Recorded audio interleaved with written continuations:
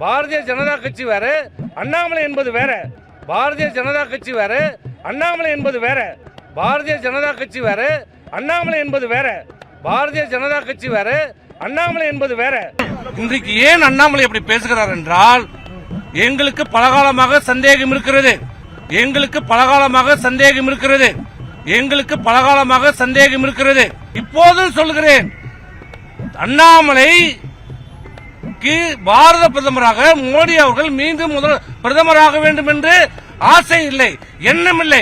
அவருடைய எண்ணமெல்லாம் திமுகவுடைய கொள்கைகளை, அவருடைய செயல்பாடுகளை நிறைவேற்றுகின்ற திமுகவுடைய ஏஜென்டாக, திமுகவுடைய பி டீமாக இன்றைக்கு அண்ணாமலை செயல்பட்டுக் கொண்டிருக்கிறார். அதுக்கு பல்வேறு உதாரணங்களை நாங்கள் சொல்ல முடியும்.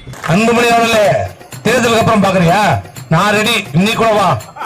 அன்புமணி அவர்களே, தேர்தலுக்கு அப்புறம் பாக்குறியா? நான் ரெடி, இன்னைக்கு கூட வா.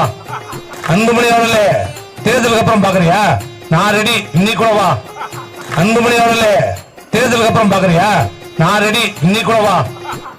உன் கொலகார பர்சன் 2006 உன்னை பார்த்து வந்தானே.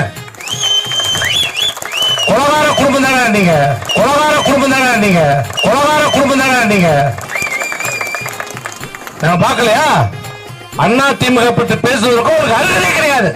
போன்ல போட்டு எங்க அப்பா 40 ஆண்டு காலம் கனவு நிறைவேறிச்சுன்னு அப்படியே அழுது கண்ணீர் விட்டு நடிச்சிய போன்ல, அப்படியே அழுது கண்ணீர் விட்டு நடிச்சிய போன்ல, அப்படியே அழுது கண்ணீர் விட்டு நடிச்சிய போன்ல நாடகம் மாட்டீங்க. அது என்ன நாடகம்? என்ன ஒரு நாடகம்? அன்னைக்கு தெரியலையா? நன்றி கெட்டவர்கள் என்றால் அது யார் என்றால் அது அன்புமணி. நன்றி கெட்டவர்கள் என்றால் அது யார் என்றால் அது அன்புமணி. நன்றி கெட்டவர்கள் என்றால் அது யார் என்றால் அது அன்புமணி. நன்றி கெட்டவர்கள் ஒரு பெரும் பெயர் அன்புமணி. நன்றி கெட்டவர்கள் ஒரு பெரும் பெயர் அன்புமணி.